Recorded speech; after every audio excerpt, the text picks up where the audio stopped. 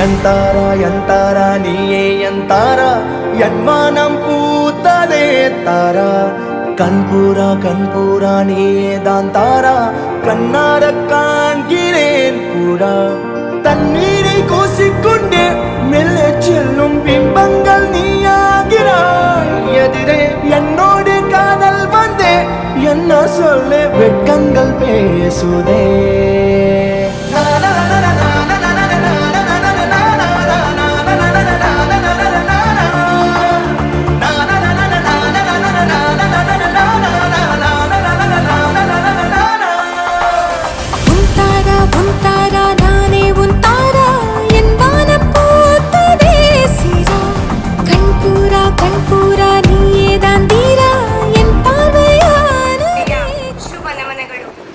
ಬಂದಂತಹ ಅತಿಥಿ ಅಭ್ಯಾಗತರನ್ನು ವೇದಿಕೆಗೆ ಬರಮಾಡಿಕೊಳ್ಳುವ ಸಮಯ. ಅತಿಥಿ ದೇವೋ ಭವ. ಬಂದಂತಹ ಎಲ್ಲ ಗಣ್ಯ ವ್ಯಕ್ತಿಗಳನ್ನ ವೇದಿಕೆಗೆ ಬರಮಾಡಿಕೊಳ್ಳೋಣ.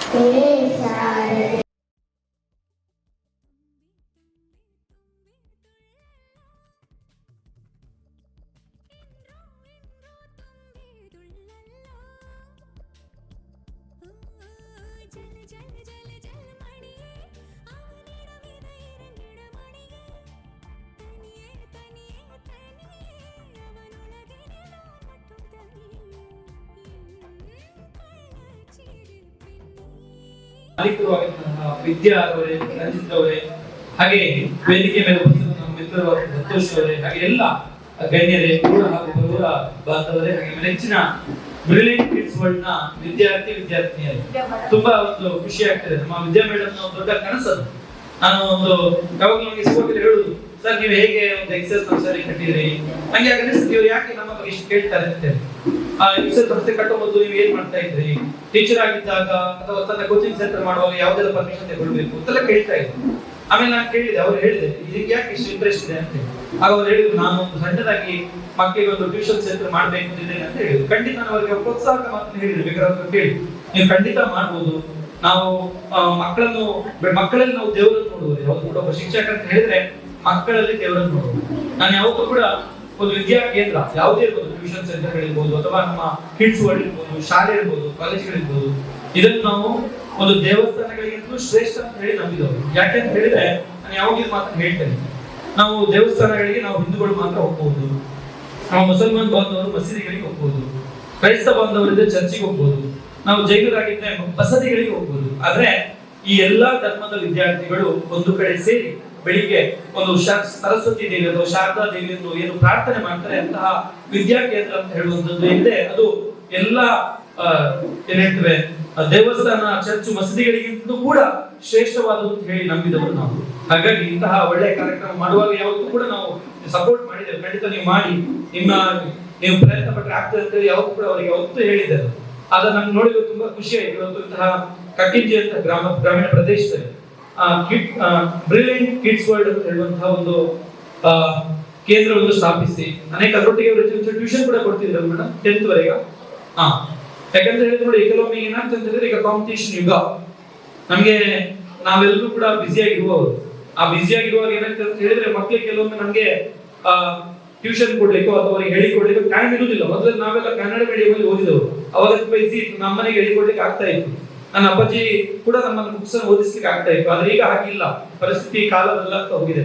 ಈಗೆಲ್ಲ CBSE ಓದುವವರು, ಆಮೇಲೆ ಇಂಗ್ಲಿಷ್ ಮೀಡಿಯಂ ಅಲ್ಲಿ ಓದುವವರು, ಆಮೇಲೆ ಮಕ್ಕಳು ನಮಗೆ ತುಂಬಾ ಹುಷಾರಿರುವವರು ಇರ್ತಾರೆ. ಹಾಗಾಗಿ ಅವರು ನಾವೇನಾದ್ರೂ ಕ್ಲಾಸ್ ಅವರಿಗೆ ಪಾಠ ಹೇಳಿಕೊಡೋದು ನಮ್ಮಂತವ್ರಿಗೆ ಸ್ವಲ್ಪ ಕೆಲವೊಮ್ಮೆ ಕಷ್ಟ ಆಗ್ಬೋದು. ಆದ್ರೆ ಅಂತವರಿಗೆ ಒಂದು ಒಳ್ಳೆಯ ದಾರಿದೀಪವಾಗಿರುವಂತದ್ದು ಯಾವುದು ಅಂತ ಹೇಳಿದ್ರೆ ಬ್ರಿಲಿಯಂಟ್ ಕಿಡ್ಸ್ ವರ್ಲ್ಡ್ ಮತ್ತು ಬ್ರಿಲಿಯಂಟ್ ಟ್ಯೂಷನ್ ಸೆಂಟರ್.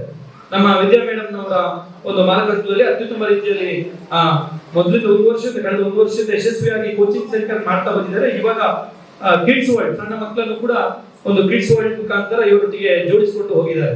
ಖಂಡಿತವಾಗಿ ಕೂಡ ಒಂದು ಒಳ್ಳೆಯ ಕೆಲಸ. ನಾವು ಯಾವತ್ತೂ ಕೂಡ ಗ್ರಾಮೀಣ ಪ್ರದೇಶದಿಂದ ಕೆಲಸ ಮಾಡಬೇಕು ಅಂತ ಹೇಳಿದ್ರೆ ಖಂಡಿತ ಮೇಡಮ್ ನೀವು ಇದರಲ್ಲಿ ನಮಗೆ ಹಣ ಬರ್ತದೋ ಇರುವ ಸೆಕೆಂಡರಿ, ಅಥವಾ ನಮ್ಗೆ ಆರ್ಥಿಕವಾಗಿ ನಮ್ಗೆ ಲಾಭದಾಯಕವೋ ಅಲ್ವೋ ಅದು ಸೆಕೆಂಡರಿ. ಅಂದ್ರೆ ನೀವು ಮಾಡುವಂತ ಕೆಲಸ ಏನಿದೆ ಅದು ಖಂಡಿತವಾಗಿ ಕೂಡ ದೇವರು ಮೆಚ್ಚುವಂತ ಕೆಲಸ, ದೇವರ ಆಶೀರ್ವಾದ. ಯಾಕಂದ್ರೆ ನಾನು ಯಾವಾಗ್ಲೂ ನನ್ನ ಅಪ್ಪಾಜಿ ಹೇಳ್ತಾ ಇದ್ರು, ನಾವು ತುಂಬಾ ಬಡತನ ಮನೆಯಲ್ಲಿ ನಾವು ಯಾವಾಗ ಹೇಳ್ತಾ ಇದ್ರು, ಅಪ್ಪಾಜಿ ಹೇಳ್ತಾ ಇದ್ರು, ನಾನು ಒಳ್ಳೆದನ್ನು ಮಾಡಿದ್ರೆ ನಮ್ಮ ಮಕ್ಕಳಿಗೆ ಒಳ್ಳೇದಾಗ್ತದೆ. ಯಾವಾಗ್ಲೂ ಹೇಳ್ತಿದ್ರು ನಾನು ಪ್ರಾಮಾಣಿಕವಾಗಿದ್ದೇನೆ, ಅಥವಾ ನಾವು ಯಾರಿಗೂ ಮೋಸ ಮಾಡಲಿಲ್ಲ, ಅಥವಾ ನಾವು ಮಾಡುವಂತ ಕೆಲಸ 4 ಮಂದಿಗೆ ಒಳ್ಳೇದಾಗುವಂತ ಕೆಲಸ ಮಾಡಿದ್ರೆ ನಮ್ಮ ಮಕ್ಕಳಿಗೆ ಒಳ್ಳೇದಾಗ್ತದೆ ಹೇಳುವಂತ ನಾನು ಸಣ್ಣದಿರುವಾಗಲೂ ಕೂಡ ನನ್ನ ಅಪ್ಪಾಜಿ ಹೇಳುದನ್ನು ಕೇಳಿದ್ದೇನೆ. ಹಾಗಾಗಿ ನೀವು ಕೂಡ ಇಲ್ಲಿ ಮಾಡುವಂತ ಕೆಲಸ ಇದೆ 4 ಮಂದಿಗೆ ಒಳ್ಳೇದಾಗುವಂತ ಕೆಲಸ, ಪ್ರಾಮಾಣಿಕ ಕೆಲಸ, ಅಥವಾ ಒಂದು ಸಾಮಾಜಿಕವಾಗಿ ನಮ್ಮೊಂದು ಪರಿವರ್ತನೆ ಮಾಡುವಂತ ಕೆಲಸವನ್ನು ನೀವು ಮಾಡಿದರೆ ಖಂಡಿತ ನೀವು ಮಾಡುವಂತ ಕೆಲಸದಲ್ಲಿ ನಿಮ್ಗೆ ಆರ್ಥಿಕವಾಗಿ ಲಾಭ ಆಗ್ತದಲ್ಲೋ ನಿಮ್ಗೆ ಗೊತ್ತಿಲ್ಲ ನಮ್ಗೆ. ಆದ್ರೆ ಗ್ರಾಮೀಣ ಪ್ರದೇಶದಿಂದ ಕಾರ್ಯಕ್ರಮ ಮಾಡುವುದರಿಂದಾಗಿ ದೇವರ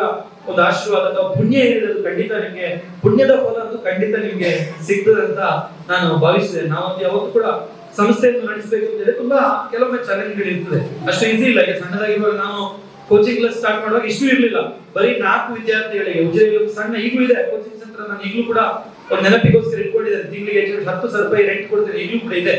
ನಮ್ಮ ರಂಜಿತ್ ಅವರ ಬಿಲ್ಡಿಂಗ್ ಅದು ಉಜಿರೆಗೆ.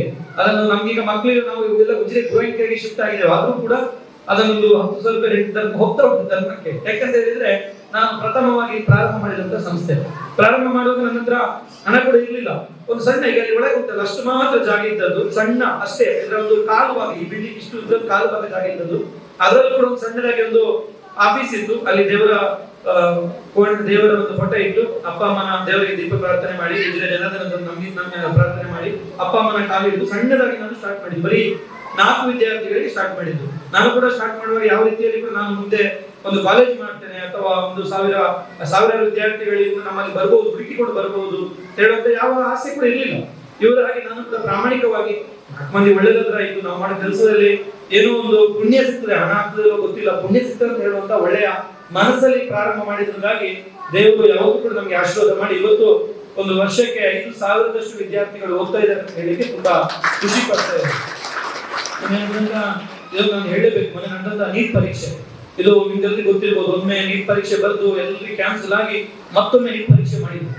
ನಾನು ನಮ್ಮ ಮಕ್ಕಳಿಗೆ ಒಮ್ಮೆ ನೀಟ್ ಬರೀಬೇಕು ಅಂತ ಹೇಳಿ ಬೇಸರದಲ್ಲಿದ್ದೆ. ಆದ್ರೆ ನಮ್ಮಲ್ಲಿ ಹುಡುಗ ಇದ್ದ ಮೌರ್ಯ ಅಂತ ಇದೆ, ಅವ್ನು ಯಾವಾಗಲೂ ಭಾರಿ ಹುಷಾರಿದ್ದ. ನಾನು ಅವನಿಗೆ ಒಳ್ಳೆ ಟ್ರೈನಿಂಗ್ ಕೂಡ ಕೊಟ್ಟಿದ್ದೇವೆ. ಅವ್ನು ಹೇಳಿದ, ಸರ್ ನೀಟ್ ಎಕ್ಸಾಮ್ ಕ್ಯಾನ್ಸಲ್ ಆಗಿ ನಾನು ಒಳ್ಳೆ ರಿಸಲ್ಟ್ ತೆಗೆಸ್ಕೊಡ್ತೇನೆ ಈ ಎಕ್ಸಾಮ್ ಅಲ್ಲಿ. ಮೊನ್ನೆ ನಡೆದಂತ ಎಕ್ಸಾಮ್ ಅಲ್ಲಿ ನಿನ್ನೆ ಆನ್ಸರ್ ಕೀ ಬಂದಿದೆ, ರಿಸಲ್ಟ್ ಬರ್ಬೇಕಷ್ಟೇ, ಜುಲೈ 10ಕ್ಕೆ ರಿಸಲ್ಟ್ ಬರ್ತದೆ. ಅದರಲ್ಲಿ ಅವನು ನನ್ನ ಅಂದಾಜು ಪ್ರಕಾರ ಆನ್ಸರ್ ಕೀ ನೋಡಿದ ಪ್ರಕಾರ ಬರೀ ನಮ್ಮ ದಕ್ಷಿಣ ಕನ್ನಡ ಅಲ್ಲ, ಕರ್ನಾಟಕ ಮಾತ್ರ ಅಲ್ಲ, ದಕ್ಷಿಣ ಭಾರತದಲ್ಲಿ ನನ್ನ ಪ್ರಕಾರ ಅವನು ಪ್ರಥಮ ಸ್ಥಾನವನ್ನು ಪಡೆಯುವಂತ ಅವಕಾಶ ಸಿಗ್ತದೆ. 720 ಪರೀಕ್ಷೆಯಲ್ಲಿ ಪ್ರಥಮ ಸ್ಥಾನ ಪಂಜಾಬ್ನ ಲುಧಿಯಾನ. ಈ ವರ್ಷ ಪೇಪರ್ ತುಂಬಾ ಸ್ಟ್ರಿಕ್ಟ್ ಇತ್ತು, ಎಲ್ಲೂ ಲೀಕ್ ಮಾಡಿಲ್ಲ. ಹಾಗಾಗಿ ಸಣ್ಣ ಪುಟ್ಟ ಎಲ್ಲರ ಮೊದಲೆಲ್ಲ ತುಂಬಾ ಮಂದಿ 720 ಬರ್ತಾ ಇದೆ, ಯಾರಿಗೂ ಬರಲಿಲ್ಲ 720. ಪಂಜಾಬ್ನ ಲುಧಿಯಾನದ ಒಬ್ಬ ಹುಡುಗನಿಗೆ 715 ಬಂದಿದೆ, ನಮ್ಮ ಹುಡುಗನಿಗೆ 710 ಬಂದಿದೆ. ಮಿಡ್ಲ್ ಒಬ್ಬರು ಇದ್ರೆ 711 ಇರ್ಬೋದು. ಇಡೀ ರಾಷ್ಟ್ರದಲ್ಲಿ 3rd ಪ್ಲೇಸ್ ಅಂತ ಬರೆದು ಇಡೀ ವೈದ್ಯಕೀಯ ಕ್ಷೇತ್ರದಲ್ಲಿ ನಂಬರ್ 1 ಮೆಡಿಕಲ್ ಕಾಲೇಜ್ ಯಾವುದು ಅಂತ ಹೇಳಿದ್ರೆ ಅದು ಏಮ್ಸ್ ಡೆಲ್ಲಿ ಅಂತ. ಏಮ್ಸ್ ಡೆಲ್ಲಿಯಲ್ಲಿ 100% ಅವನಿಗೆ ಈ ವರ್ಷ ಸೀಟ್ ಸಿಗುವಂತ ಅವಕಾಶಗಳಿದೆ. ಅಂತ ಒಂದು ಗ್ರಾಮೀಣ ಪ್ರದೇಶದಲ್ಲಿ ಇಟ್ಕೊಂಡು ನಾವು ಏಮ್ಸ್ ಡೆಲ್ಲಿಗೆ ಯಾರಾದ್ರೂ ಡಾಕ್ಟರ್ ಆದವ್ರ ಕೇಳಿದ್ರೆ ಹೇಳ್ತಾರೆ, ಯಾವ ನಂಬರ್ 1 ಡಾಕ್ಟರ್ ಬೇಕಾದ್ರೆ ಕೇಳಿ, ನೀವು ಡಾಕ್ಟರ್ ಆಗ ಎಲ್ಲಿ ಓದ್ಬೇಕು ಅಂತ ಹೇಳಿದ್ರೆ ಅವ್ರು ಹೇಳ್ತಾರೆ ಏಮ್ಸ್ ಡೆಲ್ಲಿ ಅಂತ. ಅಂತಹ ಏಮ್ಸ್ ಡೆಲ್ಲಿಯಲ್ಲಿ ನಮ್ಮ ಗುರುವಂತರ ಹುಡುಗ ಈ ವರ್ಷ ಏಮ್ಸ್ ಡೆಲ್ಲಿಗೆ ಹೋಗಿದ್ದಾರೆ ಅಂತ ಹೇಳುವಂಥದ್ದು ನಮ್ಗೆಲ್ಲರಿಗೂ ಕೂಡ ತುಂಬಾ ಹೆಮ್ಮೆ ವಿಚಾರ. ಯಾಕಂದ್ರೆ ನಮಗೆ ಈ ವರ್ಷ ಹೇಳಿದ್ರು ಅನೇಕ ಕಷ್ಟಗಳನ್ನು ನಾವು ಹೋರಾಟ ಮಾಡಿ, ಅನೇಕ ಕಷ್ಟಗಳನ್ನು ನಾವು ಎದುರಿಸ್ಕೊಂಡು ಬಂದವು. ಜೀವನದಲ್ಲಿ ಹಾಗೆ ಏರು ಇಳಿತ ಅಥವಾ 100 ಮಂದಿ ನಮ್ಮಲ್ಲಿ 90 ಮಂದಿ ಹೊಗಳಿದ್ರೆ 10 ಮಂದಿ ಜಗಳೂರು ಇರ್ಬೋದು, ಅಥವಾ 100 ಮಂದಿ 99 ಮಂದಿ ನಮ್ಮನ್ನು ಹೊಗಳುವುದಿದ್ರೆ 1% ಜನರಿಗೆ ನಮ್ಮ ಮೇಲೆ ಜಲಸ್ಗಳಿರ್ತದೆ. ಮೇಡಮ್, ನೀವು ಮಾಡುವಂತ ಕೆಲಸಕ್ಕೆ ಈಗ 90 ಮಂದಿ ನಿಮ್ಮನ್ನು ಹೊಗಳ್ಬಹುದು, ನೀವು ಒಳ್ಳೆ ಕೆಲಸ ಮಾಡ್ತಿದ್ರೆ. ಇನ್ನೊಂದು 10% ಜನರಿಗೆ ಜಲಸ್ ಇರ್ತದೆ, ಅದಕ್ಕೆ ಏನು ಮಾಡ್ಲಿಕ್ಕೆ ಆಗುದಿಲ್ಲ, ಅದಕ್ಕೆ ಬಂದಿಲ್ಲ. ಈ ಜಲಸ್ನವ್ರು ಏನ್ ಮಾಡ್ತಾರೆ ಅಂತ ಹೇಳಿ ಎಲ್ಲಿ ನಮಗೆ ಅಪಪ್ರಚಾರ ಮಾಡ್ಲಿಕ್ಕೆ ಆಗ್ತದೆ, ಅಥವಾ ನಮ್ಮನ್ನು ಎಲ್ಲಿ ಕುಗ್ಗಿಸ್ಲಿಕ್ಕೆ ಆಗ್ತದೆ, ನಮ್ಮ ಆತ್ಮಸ್ಥೈರ್ಯವನ್ನು ಎಲ್ಲಿ ಕುಗ್ಗಿಸ್ಲಿಕ್ಕೆ ಆಗ್ತದೆ, ನಿಮ್ಮ ಬಗ್ಗೆ ಎಲ್ಲಿ ಅಪಪ್ರಚಾರ ಮಾಡ್ಲಿಕ್ಕೆ ಅವಕಾಶ ಇದೆ ಅಂತ ಹೇಳಿ ಕಾಯ್ತಿದ್ರು. ಅದು ನಿಮ್ಗೆ ಗೊತ್ತಾಗುದಿಲ್ಲ. ಹೋಗ್ತಾ ಹೋಗ್ತಾ ನೀವೇನಾದ್ರೂ ಒಳ್ಳೆ ಡೆವಲಪ್ ಆಗ್ತಾ ಹೋದಾಗ ಅವರು ಏನ್ ಹೇಳ್ತಾರೆ, ಫ್ರೆಂಡ್ಲಿ ಅಥವಾ ಏನು ಚಾಲೆಂಜಿಂಗ್ ಅಥವಾ ಒಂದು ಒಳ್ಳೆಯ ಹೆಲ್ದಿ ಕಾಂಪಿಟೇಷನ್ ಕೊಡಬಹುದು, ಈ ತರ ಕಾಂಪಿಟೇಷನ್ ಗಳನ್ನು ಕೂಡ ಕೊಡುವರಿದೆ. ಅದೆಲ್ಲ ಪಾರ್ಟ್ ಆಫ್ ಲೈಫ್ ಅಂತ ನಾವು ತಿಳ್ಕೊಳ್ಬೇಕಾಗ್ತದೆ. ಯಾಕಂದ್ರೆ ಜೀವನ ಅಂತ ಹೇಳುವಂಥದ್ದು ಯಾವತ್ತೂ ಕೂಡ ಒಂದು ನಮ್ಮ ಚಾಲೆಂಜ್ ಅಂತ ಹೇಳುವಂಥದ್ದು. ನಾವು ಜೀವನ ಅಂತ ಹೇಳುವಂಥ ಹೋರಾಟ. ನಾನು ಯಾವತ್ತೂ ಕೂಡ ಹೇಳಿ ಎಲ್ಲ ಸಮಾರಂಭದಲ್ಲೂ ಹೇಳ್ತೇನೆ, ನಾನು ರತ್ನಮಾನಸದಲ್ಲಿ ಓದಿದವರು. ತುಂಬಾ ಬೆಳಿಗ್ಗೆ ಗಂಜಿ ಚಟ್ನಿ ಊಟ, ತಣ್ಣೀರು ಸ್ನಾನ, ಪರಪೂಜ ಕಾವಂತರ ಹಾಸ್ಟೆಲ್ ತುಂಬಾ ಕಷ್ಟಪಟ್ಟು ಓದಿದವರು. ಹಣಕ್ಕೆ ವರ್ಷಕ್ಕೆ 3,000 ಫೀಸ್, ಅದು ಕಟ್ಟಲಿಕ್ಕೆ ಹಣ ಇಲ್ಲ. 1,500 ಫೀಸ್ ಕಟ್ಟಿ ಮತ್ತೆ ಅವರ ಕಾಲಿಗೆ ಬಿದ್ದು ಅನ್ನೋ ಒಂದು ಕಮ್ಮಿ ಮಾಡಿ ಹೇಳುವ ಪರಿಸ್ಥಿತಿ. ಹಾಗಾಗಿ ನಾನು ಹಾಸ್ಟೆಲ್ 8 ವರ್ಷದ ಕಾರಣ ಇವತ್ತು ನಮ್ಮಲ್ಲಿ 5,000 ವಿದ್ಯಾರ್ಥಿಗಳಿಗೆ ಹಾಸ್ಟೆಲ್ ನಲ್ಲಿ ಚೆನ್ನಾಗಿ ನೋಡಿಕೊಳ್ಳುವಂತ ಧೈರ್ಯ ನನಗಿದೆ. ಮಕ್ಕಳನ್ನು ನೋಡಿಕೊಳ್ಳೋದು ಕಷ್ಟ, ನಿಮ್ಗೆ ಗೊತ್ತಿದೆ. ಒಬ್ಬರಿಬ್ರು ಮಕ್ಕಳಿದ್ದಾಗ ನಮ್ಗೆ ಮನೆಯಲ್ಲಿ ನೋಡಿಕೊಳ್ಳುವುದು ಕಷ್ಟ. ಅಂಥದ್ರಲ್ಲಿ ಒಂದು 5,000 ವಿದ್ಯಾರ್ಥಿಗಳು ಹಾಸ್ಟೆಲ್ ಇರುವಾಗ ಅವರ ಎಲ್ಲದನ್ನು ನಾವು ಜವಾಬ್ದಾರಿ ತಗೊಳ್ಬೇಕಾಗ್ತದೆ. ಅಷ್ಟು ಮಾತ್ರ ನಾನು ಆಳ್ವಾಸ್ 10 ವರ್ಷ ಕೆಮಿಸ್ಟ್ರಿ ಲೆಕ್ಚರ್ ವರ್ಕ್ ಮಾಡಿದೆ, ಲೀಡ್ ಟ್ರೈನರ್. ಅದು ಕೂಡ ನನಗೆ ಹೆಲ್ಪ್ ಆಯಿತು. ಹಾಗೆ ನೀವು ಕೂಡ ಹಾಗೆ ಮೇಡಮ್, ಖಂಡಿತವಾಗಿ ಕೂಡ ನಿಮ್ಮ ಏನು ಜೀವನದ ಒಂದು ಅನುಭವಗಳಿದೆ ಅದನ್ನೆಲ್ಲದನ್ನು ಕೂಡ ನಮ್ಮ ಮಕ್ಕಳಿಗೆ ದಾರಿ ಇರಿ. ಮಕ್ಕಳನ್ನು ಒಳ್ಳೆಯ ವ್ಯಕ್ತಿಯನ್ನಾಗಿ ರೂಪಿಸಿ. ಯಾಕಂದ್ರೆ ಬರೀ ಮಕ್ಕಳಿಗೆ ನಾನು ಯಾವತ್ತು ಹೇಳುದು ಎಲ್ಲಿ ಹೋದ್ರೆ ಮಾತ್ರ ಮುಗಿಲಿಲ್ಲ, ಅಥವಾ ಒಂದು ಒಳ್ಳೆ IIT ಹೋದ್ರೆ ಇಂಜಿನಿಯರ್ ಅಂದ್ರೆ ಮಾತ್ರ ಸಾಕಾಗುದಿಲ್ಲ, ಅಥವಾ ದೊಡ್ಡ IAS ಆಫೀಸರ್ ಅಂದ್ರೆ ಸಾಕಾಗುದಿಲ್ಲ, ಅಥವಾ ದೊಡ್ಡ CA ಅಂದ್ರೆ ಸಾಕಾಗುದಿಲ್ಲ.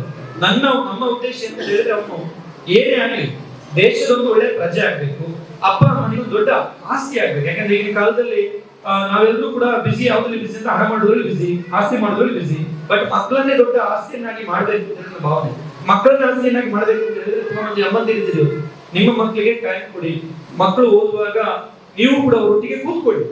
ಮೊಬೈಲ್ ಸಂಜೆ ಈಗ ಟ್ಯೂಷನ್ ಸೆಂಟರ್ ಮುಗಿಸಿ ಮನೆಗೆ ಬರ್ಬೋದು. ಮನೆಗೆ ಬಂದಾಗ ನೀವೇನೋ ಮೊಬೈಲ್ ನೋಡ್ತಾ ಇರೋದು ಅಥವಾ ನೀವೇನೋ ಟಿವಿ ನೋಡ್ತಾ ಬಿಸಿ ಆಗಿರೋದಲ್ಲ. ಮಕ್ಕಳೊಟ್ಟಿಗೆ ನೀವು ಕೂಡ ಮಕ್ಕಳಿಗೋಸ್ಕರ ಟೈಮ್ ಕೊಡಿ. ಖಂಡಿತವಾಗಿ ಕೂಡ ಅವರನ್ನು ಭವಿಷ್ಯದಲ್ಲಿ ಒಳ್ಳೆಯ ನಿಮ್ಮ ದೊಡ್ಡ ಆಸ್ತಿಯನ್ನಾಗಿ ಮಾಡ್ಲಿಕ್ಕೆ ನಿಮ್ಮ ಏನಿಗೆ ಟೈಮ್ ಕೊಡ್ತೀರಿ ಅದು ಭವಿಷ್ಯದಲ್ಲಿ ಖಂಡಿತ ನಿಮಗೆ ಸಹಕಾರ ಆಗ್ತದೆ. ಮತ್ತೊಮ್ಮೆ ಹೇಳ್ತಾ ಸಹ ಜಾಸ್ತಿ ಮಾತಾಡಲಿಕ್ಕೆ ಹೋಗುದಿಲ್ಲ, ಇನ್ನು ಅನೇಕ ಮಾತಾಡಲಿಕ್ಕಿದ್ದಾರೆ. ಬ್ರಿಲಿಯಂಟ್ ಕಿಡ್ಸ್ ವರ್ಲ್ಡ್ ಅನ್ನು ಪ್ರಾರಂಭಿಸಿದಂತಹ ನಮ್ಮ ಮೇಡಮ್ ಅವರಿಗೆ ಮತ್ತೊಮ್ಮೆ, ವಿದ್ಯಾ ಮೇಡಮ್ ಅವರಿಗೆ ಮತ್ತೊಮ್ಮೆ ಅಭಿನಂದನೆಗಳನ್ನು ಸಲ್ಲಿಸ್ತಾ, ಅವ್ರು ಮಾಡುವಂತ ಕೆಲಸ ಖಂಡಿತ ಒಳ್ಳೆ ಕೆಲಸ. ಒಳ್ಳೆ ಕೆಲಸಕ್ಕೆ ಎಲ್ಲರೂ ನಮ್ಮ ಗ್ರಾಮ ಪಂಚಾಯತ್ ಇರ್ಬೋದು, ನಮ್ಮ ಯಾರು ಕಟ್ಟದ ಮಾಲಕರಿರ್ಬೋದು, ಅವರ ಮನೆಯವರು ಇರ್ಬೋದು, ಅಥವಾ ನಮ್ಮ ಯಾರೆಲ್ಲ ಊರಿನ ಬಂಧುಗಳಿದ್ದೀರಿ ಎಲ್ಲರೂ ಸಹಕಾರವನ್ನು ನೀಡಿ. ಯಾಕಂದ್ರೆ ಇಂತಹ ಕೆಲಸವನ್ನು ಮಾಡುವಾಗ ನಮ್ಗೆ ಗೊತ್ತಿದೆ ಎಷ್ಟು ಕಷ್ಟ ಇದೆ. ಕೆಲವೊಮ್ಮೆ ಒಬ್ಬ ಟೀಚರ್ ಆದವ, ನಾನು ಟೀಚರ್ ಆಗಿ ವರ್ಕ್ ಮಾಡಿದ್ದೇನೆ ಆಳ್ವಾಸಲ್ಲಿ, ನಂಗೆ ಗೊತ್ತಿದೆ. ಕೆಲವೊಮ್ಮೆ ಏನಾಗ್ತದೆ ಅಂದ್ರೆ ಬೆಳಿಗ್ಗೆ ನಾನು ಆಳ್ವಾಸಲ್ಲಿ ಹೋಗಿ 7 ಕ್ಲಾಸ್. ನಮ್ಗೆ ಬೆಳಿಗ್ಗೆ ತಿಂಡಿ ತಿನ್ನುವಾಗ ಅಮ್ಮ ಹೇಳ್ತಾರೆ ತಿಂಡಿ ರೆಡಿ ಮಾಡ್ತೀವಿ. ನಮ್ಗೆ ಅಲ್ಲಿ ಹೋಗುವಾಗ 1 ಗಂಟೆ ಟ್ರಾವೆಲಿಂಗ್ ಇತ್ತು, ಆಳ್ವಾಸ್ ಬಿಡುತ್ತದೆ ಹೋಗಿ. ಅವಾಗ ಅಮ್ಮ ಹೇಳುದು ಯಾವಾಗ ತಿಂಡಿ ತಿಂದು ಹೋಗು ಅಂತ. ಮತ್ತೆ ತಿಂಡಿ ತಿಂದು ಹೋಗುತ್ತಿರೋ ನಾನು ಹೇಳಿದ್ರೆ ಹೋಟೆಲ್ ತಿಂತೀರಿ, ಲೇಟ್ ಆಯ್ತು ಅಂತ ಹೋಗು.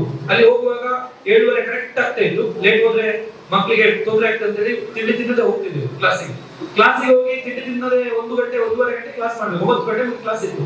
9 ಗಂಟೆ ಆಗೋ ತಿಂಡಿ ತಿನ್ನಲಿಕ್ಕೆ ಅಂತ ಹೋಗುವಾಗ ಮಕ್ಕಳು ಓಡಿಕೊಂಡು ಬರ್ತಾರೆ, ಸರ್ ಇದೊಂದು ಸ್ವಲ್ಪ ನಮಗೆ ಡೌಟ್ ಇದೆ ಹೇಳಿಕೊಡಿ. ಮಕ್ಕಳು ಸರ್ ಇದೊಂದು ನಿಮ್ಮ ಕ್ಲಾಸ್ ಮಾಡಿದ್ರೆ ಇದೇನು ಇದೆ, ಹೇಗೆ ಎಕ್ಸಾಮ್ ಯಾವ್ದು ಇಂಪಾರ್ಟೆಂಟ್ ಅಂತ ಹೇಳ್ಕೊಂಡು ಬರ್ತಾ ಇದ್ರು.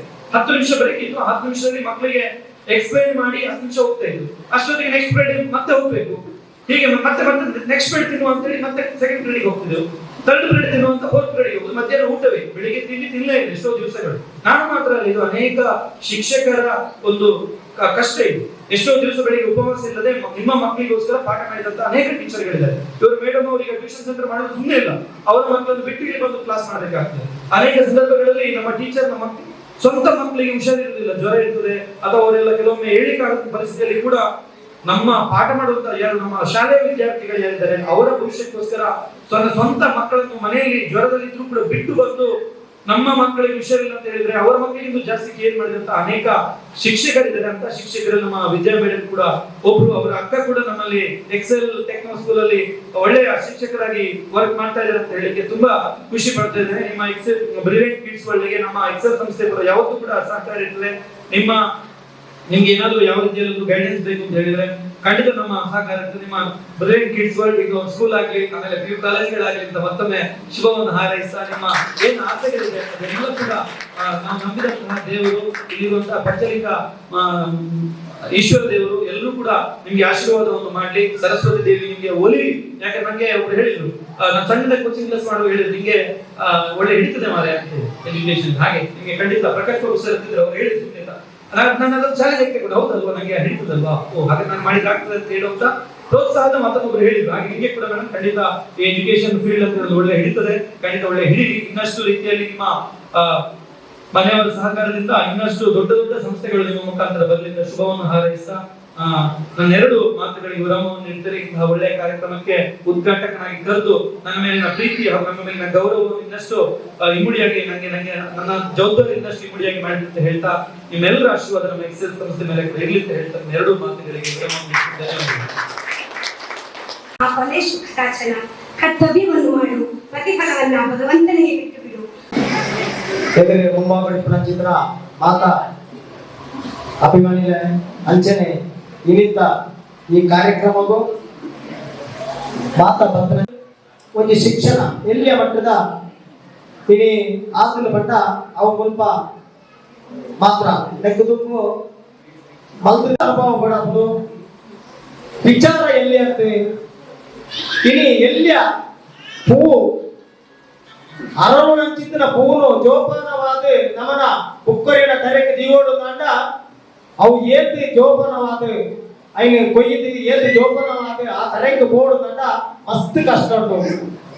ಇನ್ನು ಎಲ್ಲಿಯ ಪ್ರಾಯದ ಜೋಗ್ಲೇನೆ ನಿಖಲೆ ಒಂಜಿ ಹೂವ ಒಂಜಿ ವಿದ್ಯಾ ಸಂಸ್ಥೆ ಇಪ್ಪು ಒಂಜಿ ಗುರುಕುಲ ಕಡಪುಟ್ಟಾಗ ಸುರೂತ ಗುರುಕುಲು ಸಹಕಾರ ಈ ಬಿಲ್ಡಿಂಗ್ ಅಕ್ಲೈಪು ಊರ್ದ ಅಕ್ಲೈಪು ಸಹಕಾರ ಮಸ್ತ್ ನಮ್ಮ ಎದುರುಡಾಪಡು ಮಸ್ತ್ ಸಹಕಾರ ಅಡಿಕೆಲ್ಲ ಹೊರಡಾಪಡು ಎಲ್ಲೆಲ್ಲಿ ವಿಚಾರಗಾದ ಜೋಗ್ಲಿ ಮಲ್ಪಣಚಿತ್ರ ಸಮಸ್ಯೆ ಇದ್ದ ನಮ್ಮನೆ ಬಗೆಹರಿಸದು ಈ ಮಲ್ಪಣಚಿತ್ರ ಈ ಒಂದು ಮೇಡಮ್ಗೂ ನಮ್ಮ ಮಾತೆಲ್ಲ ಸಹಕಾರ ಕೊರಕ ಮಾತೆಲ್ಲ ಇಟ್ಟೆ ಒಂಜಿ ಈ ಸಮಸ್ಯೆ ಅದು ಬಿಲಾವಡು ದುಂಬುಗೂ ಬಾರಿ ಪರ್ಲದ ಒಂಜಿ ಇಂಚಿತ್ರ ಇತ್ತನೆ ಮಲೆನ್ಮ ಜೋಗ್ಲಿಗೆ ಎಡ್ಡೆ ಮಾತು ಬಂದು ಮಾಡಿದೆ ನಮ್ಮನ ಮಲ್ಲ ಒಂಜಿ ಸಮಸ್ಯೆದ ಮಲ್ಲ ಒಂಜಿ ವಿದ್ಯಾ ಸಂಸ್ಥೆದಾರು ಉದ್ಘಾಟನೆ ಮಾಡ್ತೇವೆ ಏತು ಮಲ್ಲ ಜನ ಉದ್ಘಾಟನೆ ಮಾಡ್ರ ಮಲ್ಲ ಸಂಗತಿ ಅಂತ ಆರ ಮನಸ್ಸಿನ ಚೌಕ ಹೋಗಿದ್ರು ತುನಗ ಆರು ಉದ್ಘಾಟನೆ ಮಾಡ್ತಿದ್ದು ಆ ದೀಪವನ್ನು ಪತ್ತದ್ದು ಬಿಡ್ತೇವೆ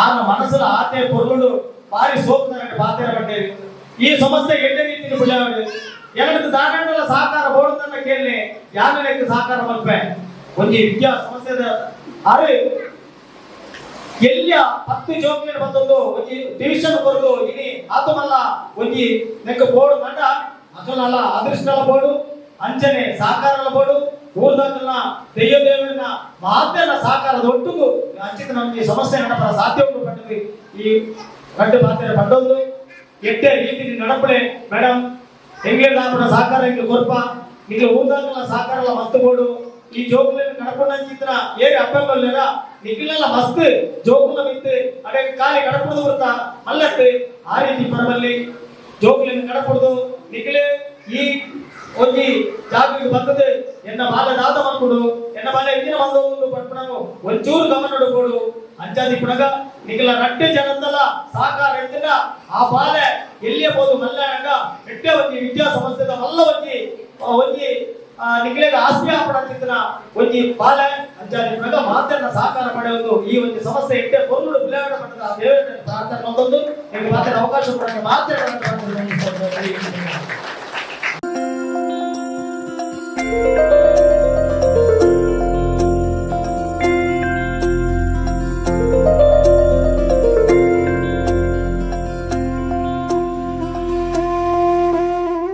ಕಾರ್ಯಕ್ರಮಕ್ಕೆ ಆಗಮಿಸಿದ ಅತಿಥಿಗಳಿಗೆ ಧನ್ಯವಾದ ಸಮರ್ಪಣೆಯ ಸಮಯ.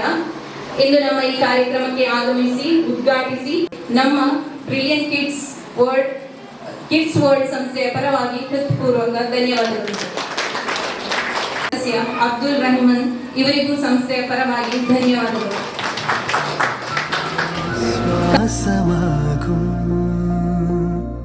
ആർദ്ര നിമിഷം മന്ദാരം കാറ്റിനെ പ്രണയിച്ചതോ കാറ്റേ നീ പൂവിനെ പ്രണയിച്ചതോ മന്ദാരം കാറ്റിനെ പ്രണയിച്ചതോ